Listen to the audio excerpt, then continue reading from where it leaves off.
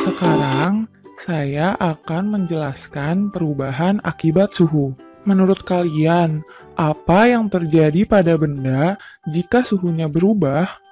Salah satu perubahan yang terjadi pada benda adalah ukuran benda itu berubah. Jika suhu benda naik, secara umum ukuran benda akan bertambah. Nah, peristiwa ini kita sebut dengan pemuaian. Terdapat beberapa jenis pemuaian. Yang pertama adalah pemuaian zat padat. Zat padat dapat mengalami pemuaian. Gejala ini memang sulit untuk diamati secara langsung, tetapi seringkali kamu dapat melihat pengaruhnya. Misalnya, saat kamu menuangkan air panas ke dalam gelas, tiba-tiba gelas itu retak. Retaknya gelas ini karena terjadinya pemuaian yang tidak merata pada gelas tersebut. Pada umumnya, benda atau zat padat akan memuai atau mengembang jika dipanaskan dan menyusut jika didinginkan. Pemuaian dan penyusutan itu terjadi pada semua bagian benda, yaitu panjang, lebar, dan tebal benda tersebut. Nah, oleh karena itu, para perancang bangunan, jembatan, juga jalan raya harus memperhatikan sifat pemuaian dan penyusutan pada bahan karena perubahan suhu. Jembatan pada umumnya dibuat dari besi baja yang saling disambungkan satu dengan lainnya.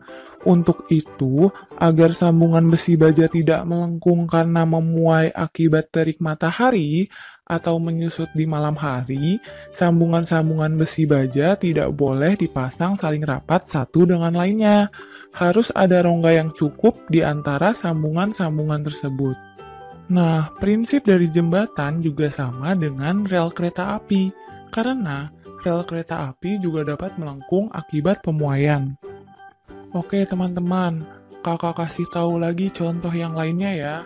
Kalian pernah melihat kan kabel yang dipasang di tiang listrik di pinggir jalan? Kabel tersebut tidak pernah dipasang secara tegang karena ketika terik matahari, kabel tersebut akan memuai. Seperti gambar berikut. Ketika malam hari, kabel tersebut akan menyusut. Jadi, itulah alasannya kenapa kabel listrik tidak pernah dipasang secara tegang atau lurus, karena yang ditakutkan adalah ketika malam hari, kabel tersebut akan semakin menyusut dan dapat mengakibatkan putus. Begitu teman-teman. Jadi teman-teman, ternyata untuk setiap logam pun berbeda-beda pertambahan panjangnya ketika memuai.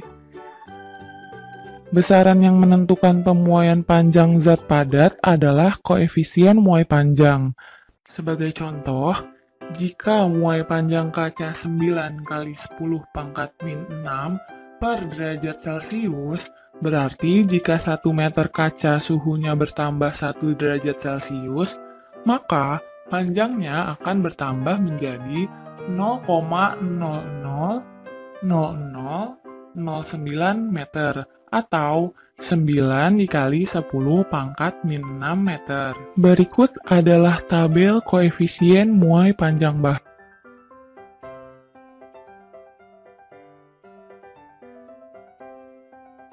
Berikut adalah rumus untuk mencari koefisien muai panjang dan panjang benda setelah pemuaian.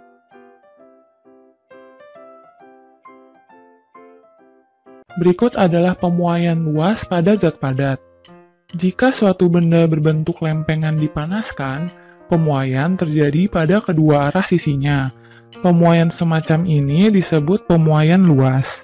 Pemuaian luas memiliki koefisien muai sebesar 2 kali koefisien muai panjang.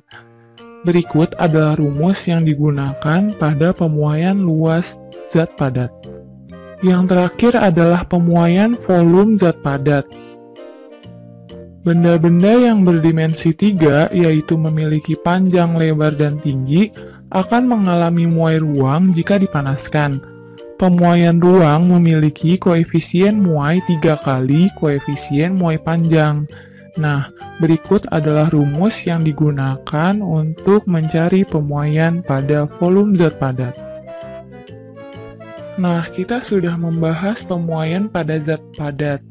Ternyata bukan hanya zat padat saja yang mengalami pemuaian, melainkan zat cair dan zat gas pun juga mengalami pemuaian. Bahkan, pemuaian zat cair relatif lebih mudah atau lebih cepat teramati dibandingkan dengan pemuaian zat padat.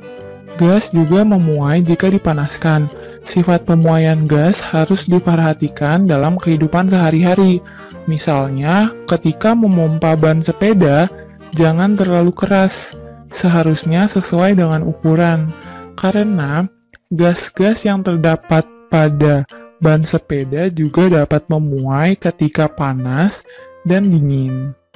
Oke teman-teman, karena materi pada perubahan akibat suhu sudah selesai, sekarang mari kita uji kemampuan kalian.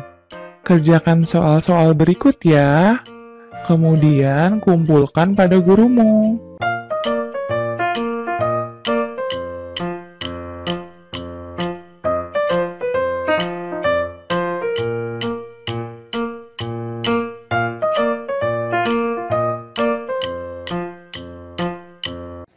Wah, tidak terasa ya materinya sudah habis. Bagaimana teman-teman? Belajar sungguh mengasyikan kan? Semoga materi yang sudah kita pelajari bersama-sama ini dapat bermanfaat untuk kita semua. Kita berdua mohon pamit dulu ya. Sampai bertemu di lain waktu.